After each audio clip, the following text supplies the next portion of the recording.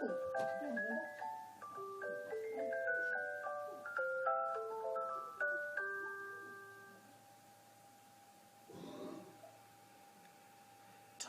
and the Stout Gentleman. Toby is a tram engine.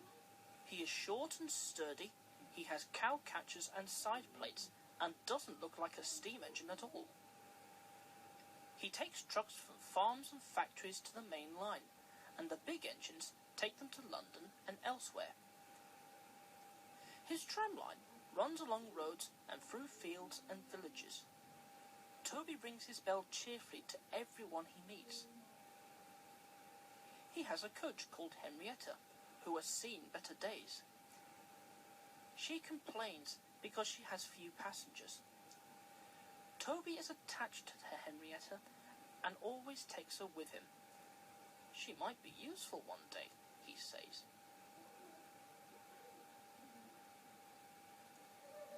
It's not fair at all, grumbles Henrietta, as the buses roar past full of passengers.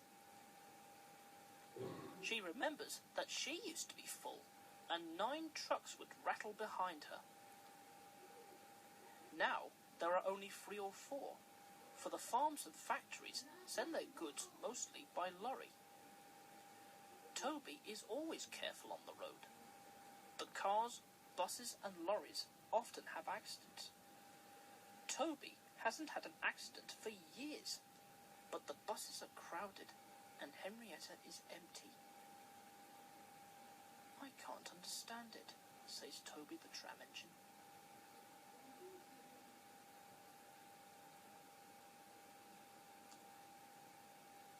People come to see Toby, but they come by bus. They stare at him. Isn't he quaint, they say, and laugh. They make him so cross. One day, a car stopped close by, and a little boy jumped out. "Come on, Bridget," he called to his sister, and together they ran across to Toby. 2 ladies and a stout gentleman followed. The gentleman looked important, but nice. The children ran back. "Come on, grandfather, do look at this engine," and seizing his hands, they almost dragged him along. "That's a tram engine, Stephen," said the stout gentleman.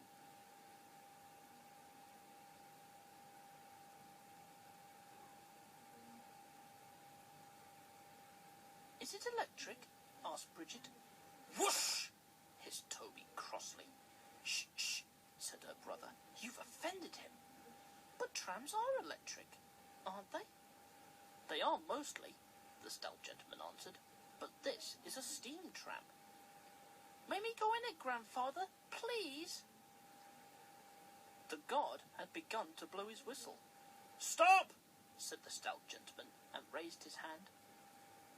The guard, surprised, opened his mouth, and the whistle fell out. While he was picking it up, they all scrambled into Henrietta.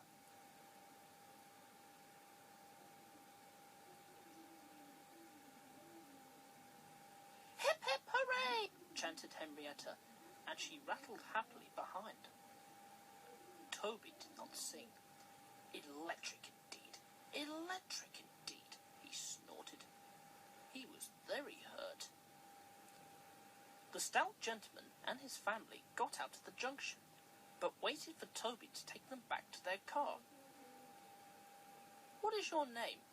asked the stout gentleman. "Toby, sir." "Thank you, Toby, for a very nice ride." "Thank you, sir," said Toby politely. He felt better now.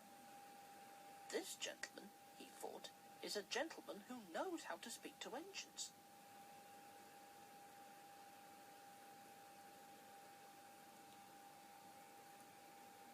The children came every day for a fortnight. Sometimes they rode with the guard, sometimes in empty trucks, and on the last day of all, the driver invited them into his cab.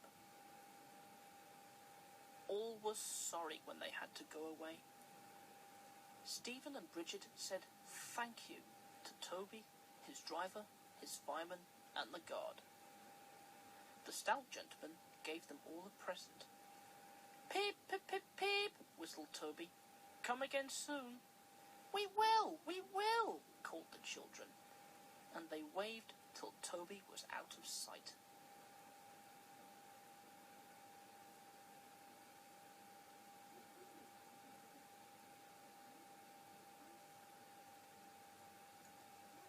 The months passed. Toby had few trucks and fewer passengers. "Our last day, Toby," said his driver sadly one morning. "The manager says we must close tomorrow." That day, Henrietta had more passengers than she could manage. They rode in the trucks and crowded in the brake van, and the guard hadn't enough tickets to go round. The passengers joked and sang, but Toby and his driver wished they wouldn't. "Goodbye, Toby," said the passengers afterwards. "We are sorry your line is closing down." "So am I," said Toby sadly.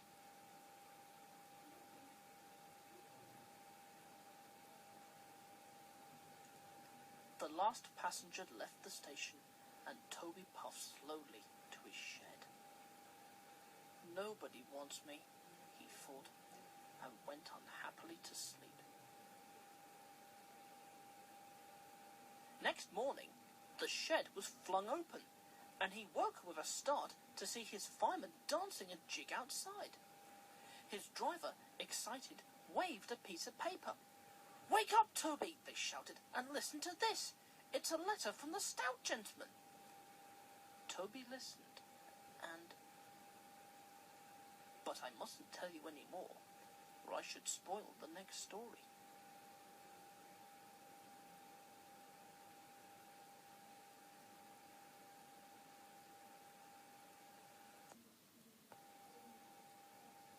Thomas in trouble. There is a line to a quarry at the end of Thomas's branch. It goes for some distance along the road. Thomas was always very careful here, in case anyone was coming. "Peep, peep, peep," he whistled. Then the people got out of the way, and he puffed slowly along, with his trucks rumbling behind him. Early one morning, there was no one on the road, but a large policeman was standing on the grass close to the line. He was shaking a stone from his boot.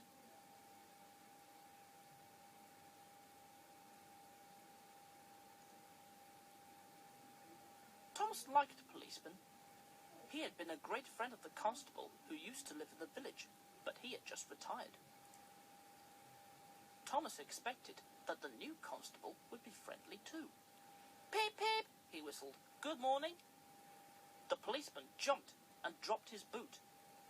He scrambled up and hopped round on one leg till he was facing Thomas. Thomas was sorry to see that he didn't look friendly at all. He was red in the face and very cross. The policeman wobbled about, trying to keep his balance.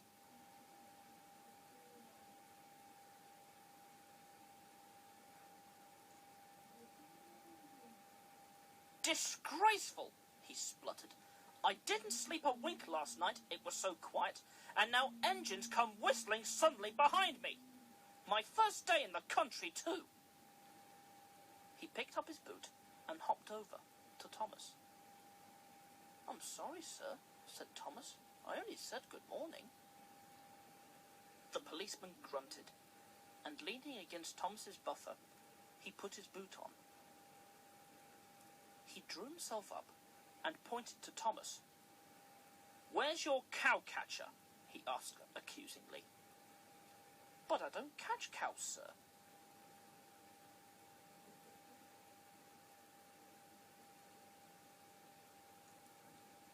"Don't be funny," snapped the policeman. He looked at Thomas's wheels. No side plates either, and he wrote in his notebook, "Engines going on public roads must have their wheels covered and a cow-catcher in front. You haven't, so you are dangerous to the public." "Rubbish," said his driver. We've been along here hundreds of times and never had an accident. That makes it worse, the policeman answered. He wrote regular lawbreaker in his book. Thomas puffed sadly away.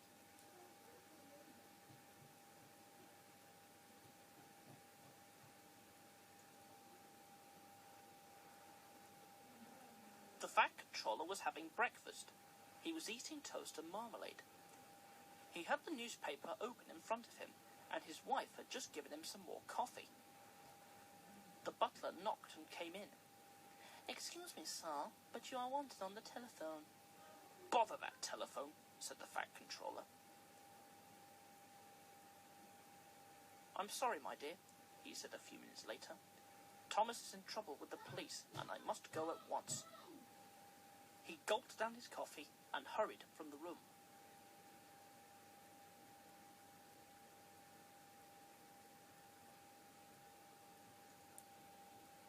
At the junction, Thomas's driver told the Fat Controller what had happened. "Dangerous to the public, indeed? We'll see about that." And he climbed grimly into Annie the coach. The policeman was on the platform at the other end. The Fat Controller spoke to him at once, and a crowd gathered to listen. Other policemen came to see what was happening, and the Fat Controller argued with them too. But it was no good. "The law is the law," they said, "and we can't change it." The Fat Controller felt exhausted. He mopped his face. "I'm sorry, driver," he said, "but it's no use arguing with policemen. We will have to make those cowcatcher things for Thomas, I suppose." "Everyone will laugh, sir," said Thomas sadly. "They'll say I look like a tram." The Fat Controller stared. Then he laughed. "Well done, Thomas! Why didn't I think of it before? We want a tram engine. When I was on my holiday, I met a nice little engine called Toby. He hasn't enough work to do and needs a change. I'll write to his controller at once."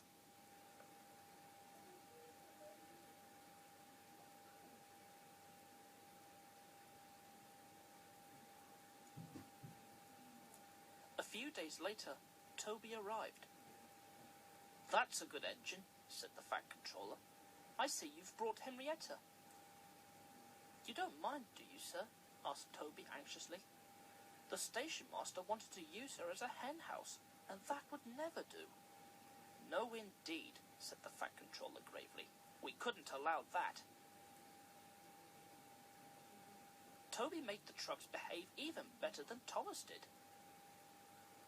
At first, Thomas was jealous, but he was so pleased when Toby rang his bell and made the policeman jump that they have been firm friends ever since.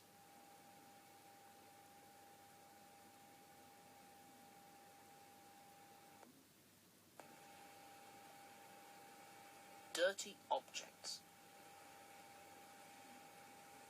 Toby and Henrietta take the workmen to the quarry every morning.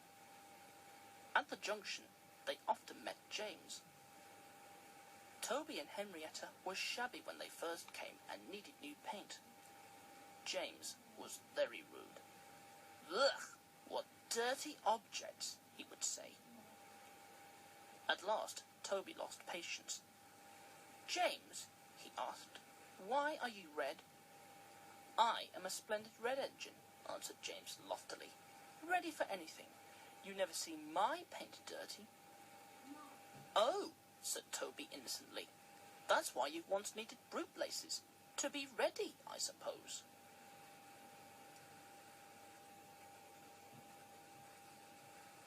James went redder than ever and snorted off. At the end of the line, James left his coaches and got ready for his next train. It was a slow goods, stopping at every station to pick up and set down trucks. James hated slow goods trains. Dirty trucks from dirty sidings. Ugh, he grumbled. Starting with only a few, he picked up more and more trucks at each station, till he had a long train. At first the trucks behaved well, but James bumped them so crossly that they determined to pay him out. Presently, rumbling over the viaduct, they approached the top of Gordon's Hill. Heavy goods trains halt here to pin down their brakes. James had had an accident with trucks before, and should have remembered this. "Wait, James, wait," said his driver, but James wouldn't wait. He was too busy thinking what he would say to Toby when they next met. Too late, he saw where he was and tried to stop. "Hurrah! Hurrah!" laughed the trucks, and banging their buffers, they pushed him down the hill.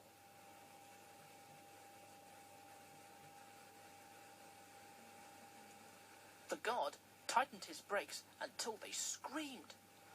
"On! On! On!" yelled the trucks. "I've got to stop! I've got to stop!" groaned James, and setting his brakes, he managed to check the truck's mad rush, but they were still going much too fast to stop in time. Through the station they thundered and lurched into the yard. James shut his eyes.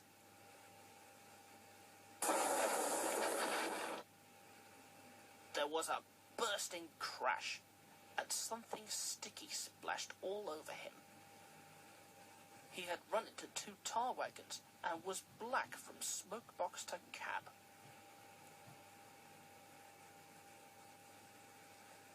James was more dirty than hurt, but the tar wagons and some of the trucks were all to pieces. The breakdown train was in the yard, and they soon tidied up the mess. Toby and Percy were sent to help, and came as quickly as they could. "Look here, Percy," exclaimed Toby.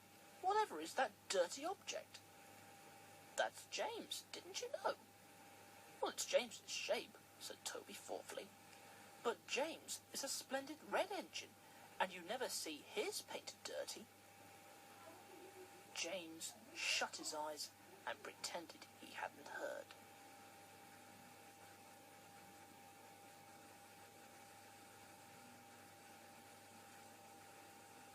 They cleared away the unhurt trucks and helped James home.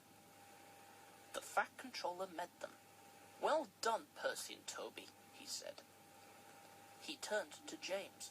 "Fancy letting your trucks run away. I am surprised. You're not fit to be seen. You must be cleaned at once. Toby shall have a new coat of paint. Chocolate and blue, I think." "Please, sir, can Henrietta have one too?" "Certainly, Toby," he smiled. "She shall have brown, like Annie and Clarabel." "Oh, thank you, sir. She will be pleased." Toby ran home happily to tell her the news.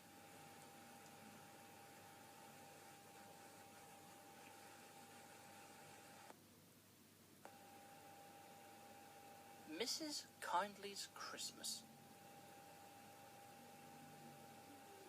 It was nearly Christmas. Annie and Clarabel were packed full of people and parcels. Thomas was having very hard work. Come on, he puffed. "We're feeling so full," grumbled the coaches. Thomas looked at the hill ahead. Can I do it? He puffed anxiously. Suddenly, he saw a handkerchief waving from a cottage window. He felt better at once. Yes, I can, he puffed bravely. He pulled his hardest and was soon through the tunnel and resting in the station.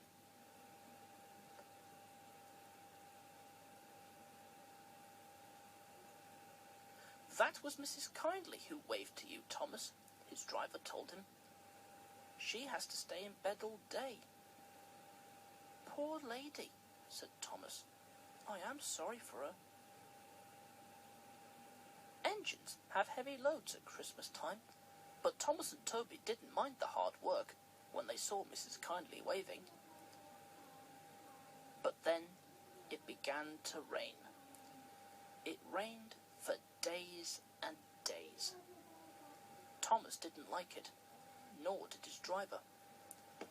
"Off we go, Thomas," he would say. "Pull hard and get home quickly. Mrs. Kindly won't wave today."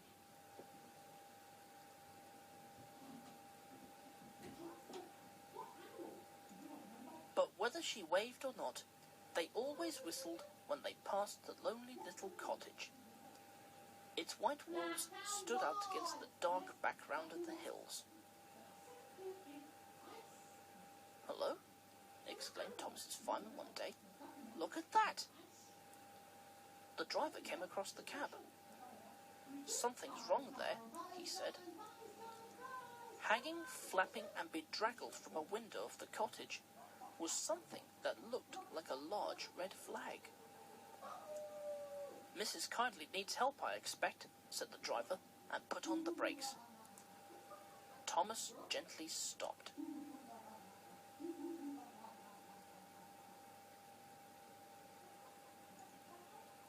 The guard came squelching through the rain up to Thomas's cab, and the driver pointed to the flag. "See if a doctor's on the train, and ask him to go to the cottage, then walk back to the station and tell them we've stopped." The fireman went to see if the line was clear in front. 2 passengers left the train and climbed to the cottage. Then the fireman returned. "We'll back down to the station," said the driver, "so that Thomas can get a good start." "We shan't get up the hill," the fireman answered. "Come and see what's happened."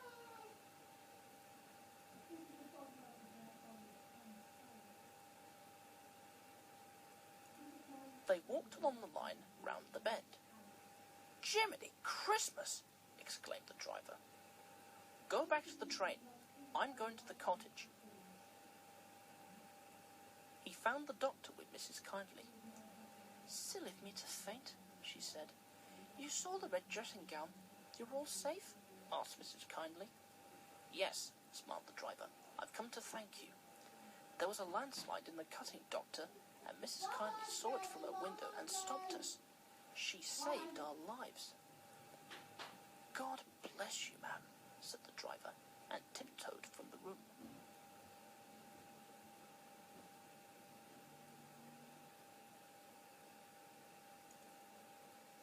They cleared the line by Christmas Day, and the sun shone as a special train puffed up from the junction.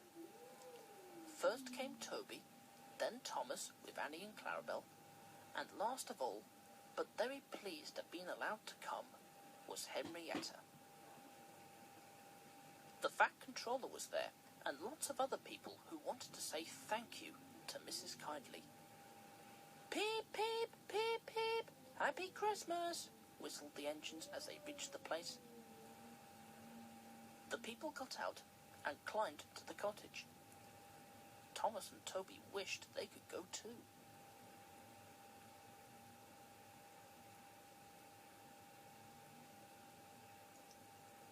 Mrs. Kindly's husband met them at the door.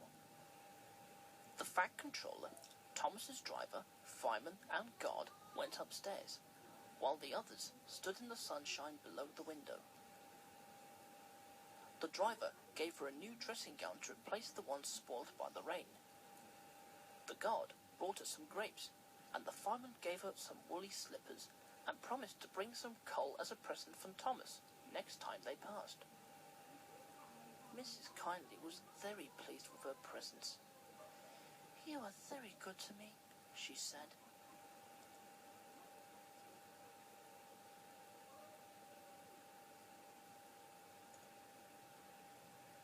"The passengers and I," said the Fat Controller, "hope you will accept these tickets for the South Coast, Mrs. Kindly, and get really well in the sunshine. We cannot thank you enough for preventing that accident. I hope we have not tired you.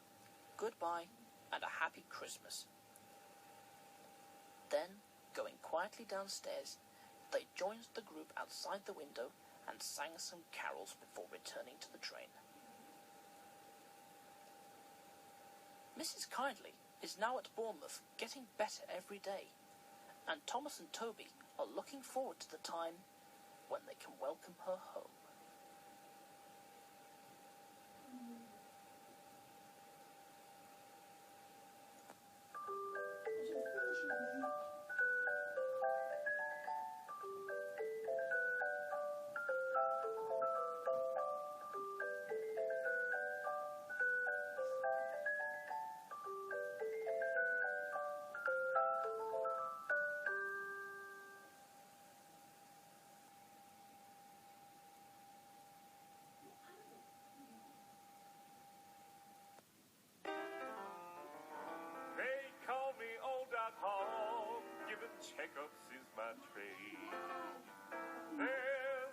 nothing to it. You don't need to be afraid. That's right, because whether you're a mouse, an otter, or a kangaroo, there's just one little thing that I ask everyone to do. Really? What's that? Everybody say, ah. That's right, my friend, now open wide. Everybody say, ah. Ah. So I can take a look inside. If you're a horse, can you say neigh? If you're a sheep, can you say Oh, baa? no, it's ah, ah, ah, ah, ah. What about E? Everybody say ah. Come on, you two. Ooh, I just love the way that sounds. Everybody say not hard to do. When the call comes around. Now, Belle, although I know you'd rather do the cha-cha-cha. That's true. Say ah, ah, ah, ah, ah. I get it. Hey! Let me hear you say.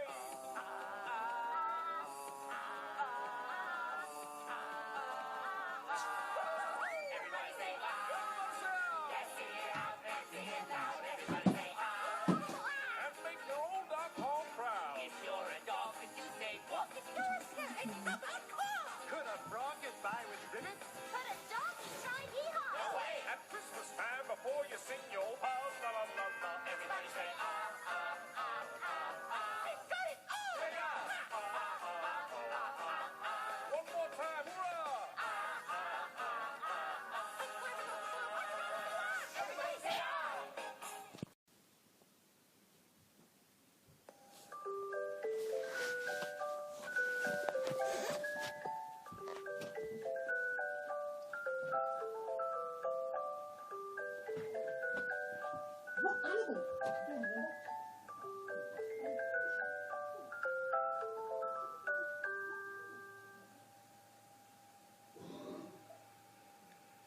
Toby and the Stout Gentleman. Toby is a tram engine. He is short and sturdy, he has cow catchers and side plates, and doesn't look like a steam engine at all. He takes trucks from farms and factories to the main line, and the big engines take them to London and elsewhere. His tram line runs along roads and through fields and villages. Toby rings his bell cheerfully to everyone he meets. He has a coach called Henrietta, who has seen better days. She complains because she has few passengers. Toby is attached to Henrietta and always takes her with him. Sometimes they rode with the guard, sometimes in empty trucks, and on the last day of all, the driver invited them into his cab. All were sorry when they had to go away. Stephen and Bridget said thank you to Toby, his driver, his fireman, and the guard. The Stout Gentleman gave them all a present. Peep, peep, peep, peep, whistled Toby. Come again soon. We will, called the children, and they waved till Toby was out of sight.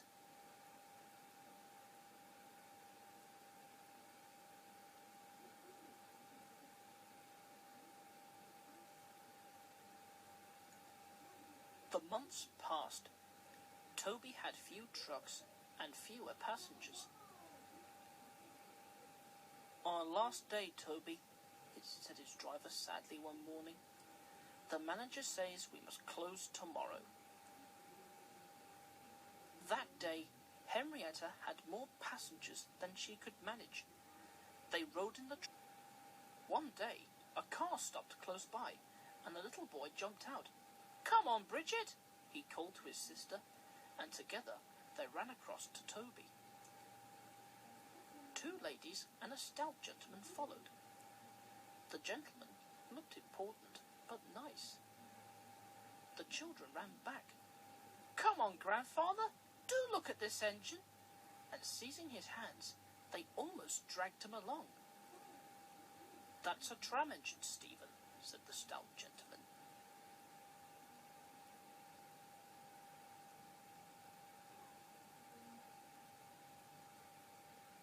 Is it electric?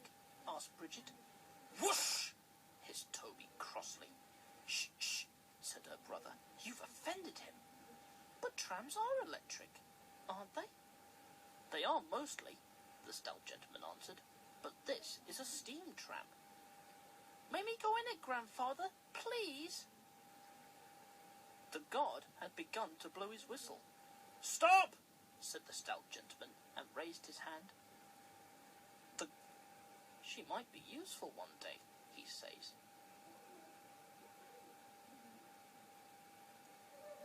It's not fair at all, grumbles Henrietta, as the buses roar past full of passengers. She remembers that she used to be full, and 9 trucks would rattle behind her. Now there are only 3 or 4, for the farms and factories send their goods mostly by lorry. Toby is always careful on the road. The cars, buses and lorries often have accidents. Toby hasn't had an accident for years, but the buses are crowded and Henrietta is empty. I can't understand it, says Toby the Tram Engine.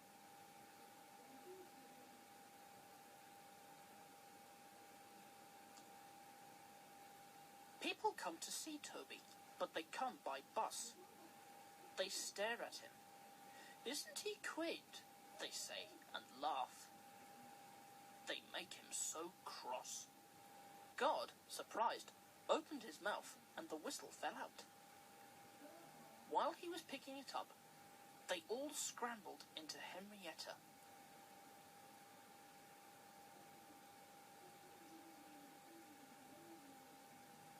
Hip hip hooray! Chanted Henrietta, and she rattled happily behind. Toby did not sing.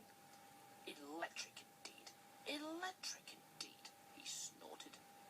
He was very hurt. The stout gentleman and his family got out at the junction, but waited for Toby to take them back to their car. What is your name? Asked the stout gentleman. Toby, sir. Thank you, Toby, for a very nice ride. Thank you, sir, said Toby politely. He felt better now. This gentleman, he thought, is a gentleman who knows how to speak to engines.